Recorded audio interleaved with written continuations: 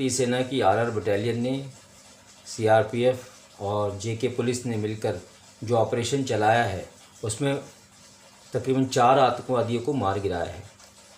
ये आतंकवादी देश की सीमा में लाइन ऑफ कंट्रोल से घुसते हैं और कुछ इंडिजिनियस हैं जो कि कश्मीर के युवा हैं जो भी मारे जाते हैं। तो ये हार्डकोर टेररिस्ट हैं जिन्होंने एक पुलिस वाले को मारा था कुछ दिन पहले, और उसके पहले बीजेपी के जो है 4 नेताओं की हत्या की थी।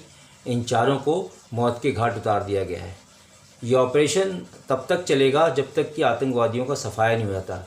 लेकिन ये भी कहना मुश्किल है कि आतंकवादी कितने और अंदर आएंगे और कितनों को और भारतीय सेना मौत के घाट उतारेगी या यमलोक पहुंचाएगी। तो ये ऑपरेशन जारी रहेगा। आतंकवादियों के लिए भारतीय सेना प्रोएक्टिव है, मुखबिरों से सूचना मिलती है, पुलिस सूचना देती है, तब कार्रवाई होती है। और कुछ तब होता है जब कोई आतंकवादी वारदात हो जाती है, वो मार के भागते हैं, तब उनको घेरा जाता है और फिर उनको मौत के घाट उतारा जाता है।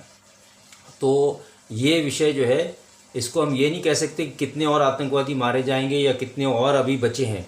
जितने आएंगे लाइन ऑफ कंट्रोल क्रॉस करके या जो यहाँ पे और लड़के हथियार उठाएंगे कश्मीर के, वो मारे जाएंगे।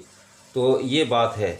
जहाँ तक कि आतंकवादियों को पूरा सफाया करने की बात है, ये पॉसिबल नहीं है। हम ये कभी नहीं कह सकते कि आतंकवादियों का पूरा सफाया हो गया, क्योंकि लाइन ऑफ कंट्रोल पोरस है, बर्फीले पहाड़ हैं, उसमें से घुस के आते हैं, नाले हैं उसमें से घुस के आते हैं। हर एक इंच पर जो है फ़ौज निगरानी नहीं कर पाती। सर्विलेंस सिस्टम है, जो आने के उनके रास्ते हैं उनको ज़रूर नज़र में रखा जाता है, लेकिन फिर भी ये घुस जाते हैं। और कई बार इंटरनेशनल बॉर्डर से भी आए हैं और जम्मू के रास्ते होते हुए वो कश्मीर पहुँचे हैं। तो ये ऑपरेशन चलता रहेगा। इसका नाम ऑपरेशन ऑल आउट इसलिए दिया जाता है। इसमें सीआरपीएफ पुलिस जो है इंटेलिजेंस गैदर करते हैं, आर्मी को देते हैं, या कोई वारदात होती है तो फिर ये लोग कॉर्डन करते हैं और आर्मी को बुलाते हैं। जो आरआर बटालियन या क्रैक कमांडोज बटालियन है, स्पेशल फोर्सेज हैं, वो इनके ऊपर हमला करती है और उनको मौत के घाट उतारती हैं। इनको सरेंडर करने के लिए भी कहते हैं, लेकिन कई मामले में सरेंडर नहीं होते। कई सरेंडर होते हैं जो जिंदा पकड़ लिए जाते हैं, जैसे भी पकड़े गए हैं, उनके साथ हथियार और गोला बारूद भी निकला है।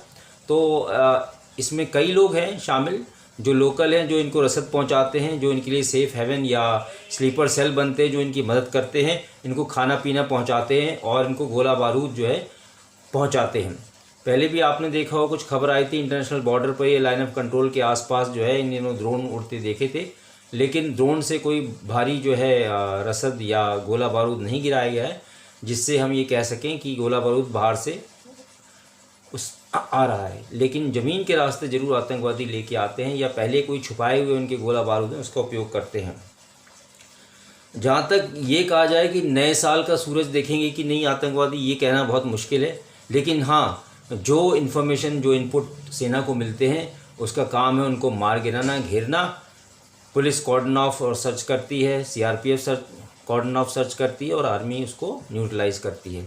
तो हम ये नहीं कह सकते कि वो नया सूरज देख पाएंगे या नहीं नए साल का, लेकिन जितने भी घुसे हैं और अगर उनकी खबर पक्की है और सेना वहाँ पहुँच जाती है तो तकरीबन मौत के घाट उतार दिए जाएंगे। लेकिन फिर भी मैं ये 100% श्योर नहीं कह सकता कि क्या वो सूरज देख पाएंगे या नहीं। कोई छुपे हुए होंगे, उनके इलाके तक इंटेलिजेंस गैदरिंग होती है या नहीं होती। अगर हो जाती है तो ठीक है, नहीं तो कुछ तो लोग जिंदा रहेंगे ही जो बाद में शायद पकड़े जाएंगे। इसलिए ये कहना मुश्किल है कि जो आतंकवादी घुसे हैं या जो भारतीय मूल के हैं या कश्मीरी मूल के हैं वो जिंदा बचेंगे कि नहीं। जो पकड़ में आएंगे वो मारा जाएगा अगर सरेंडर नहीं करता है, तो ये कहा जा सकता है। दूसरा, जहाँ तक बर्फबारी की बात है तो बर्फबारी तो हो रही है, उसमें तो कोई शक नहीं है। पहाड़, बर्फीले पहाड़ों के ऊपर से पीर पंजाल रेंजेस में से ये ट्रैक्ट्स में से घुस के आते हैं, जो कि दिखाई नहीं देते कई बार क्योंकि सर्विलेंस में हर एक इंच नहीं है। लेकिन जो रास्ते मालूम है सेना को, पुलिस को या दूसरे मुखबिर जो हम लोकल वहाँ होते हैं, वो बताते हैं कि इन रास्तों के ऊपर निगरानी रखी जाती है। तो मुश्किल तो है क्योंकि सेना को जो है -डिग्री टेम्परेचर में काम करना पड़ता है, उनके एक्यूमेंट पे फ़र्क पड़ता है, उनकी जो फिज़िकल फिटनेस है वो उसके ऊपर जो है एंड्योरेंस पे जो है जोर पड़ता है। तो काम तो सेना हर समय करती है, -40 में भी करती है और +50 में भी करती है।